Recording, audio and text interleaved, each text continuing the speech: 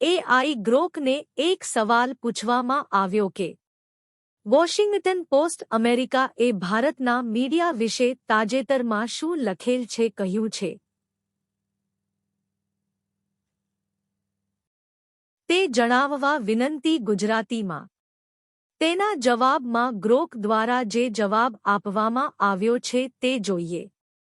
Washington પોસ્ટે તાજેતરમાં ભારતના media વિશે એક લેખ પ્રકાશિત કર્યો છે જેમાં ભારત પાકિસ્તાન વચ્ચેના તાજેતરના સંઘર્ષ દરમિયાન ભારતીય મીડિયામાં ફેલાયેલી ખોટી માહિતી અને પ્રચારની ચર્ચા કરવામાં આવી છે।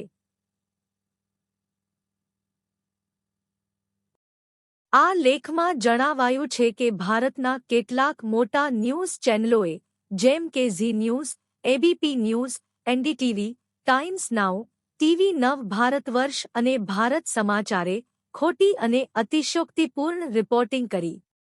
આ ચેનલોએ દાવો કર્યો હતો કે ભારતીય સેનાએ પાકિસ્તાનના મોટા શહેરો નષ્ટ કરી દીધા, પાકિસ્તાનના વડાપ્રધાને શરણાગતિ સ્વીકારી અને પાકિસ્તાનના આર્મી ચીફની ધરપકડ થઈ, જે બધું ખોટું હતું।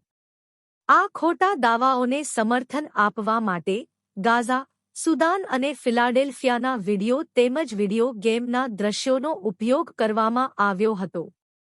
લેખમાં એમ પણ કહેવાયું છે કે ભારતનું મીડિયા, ખાસ કરીને ટેલિવિઝન ચેનલો, છેલ્લા દાયકામાં સ્વતંત્રતા ગુમાવી રહ્યું છે અને ઘણીવાર સરકારના નેરેટિવને અનુસરે છે।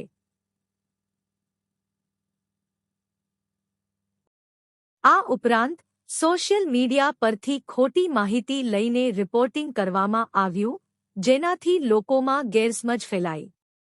આ લેખમાં ભારતીય મીડિયાની વિશ્વસનીયતા પર સવાલ ઉઠાવવામાં આવ્યા છે અને એવું કહેવાયું છે કે આવા રિપોર્ટિંગે આંતરરાષ્ટ્રીય સ્તરે ભારતની છબીને નુકસાન પહોંચાડ્યું છે। આ લેખ ભારતીય મીડિયાની કામગીરી પર એક ગંભીર ટીકા તરીકે જોવામાં આવે છે, જેમાં ખોટા રિપોર્ટિંગની સમસ્યા અને તેની અસરો પર ધ્યાન દોરવામાં આવ્યું છે। હવે ગ્રોકને એક વધુ સવાલ પૂછવામાં આવ્યો કે આના જવાબમાં ભારત સરકાર દ્વારા શું જવાબ આપવામાં આવ્યો છે।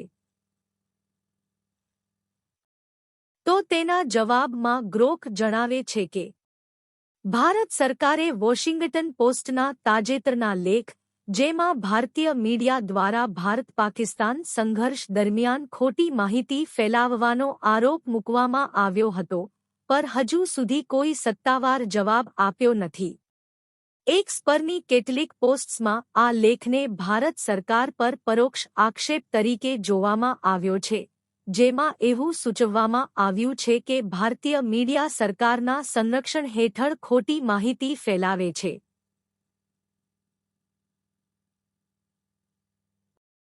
જો કે આ પોસ્ટ્સ ભારત સરકારનો સત્તાવાર નિવેદન નથી અને સરકાર તરફથી આ લેખના સીધા જવાબમાં કોઈ સ્પષ્ટ નિવેદન જાહેર કરવામાં આવ્યું નથી। અન્ય સંદર્ભમાં ભારત સરકારે અગાઉ વોશિંગ્ટન પોસ્ટના અન્ય લેખો પર જવાબ આપ્યો હતો, જેમ કે એપ્રિલ 2024માં એક અહેવાલ પર, જેમાં વિદેશ મંત્રાલયે લેખને અનુચિત અને આધારહીન આક્ષેપો ગણાવીને નકારી કાઢ્યો હતો।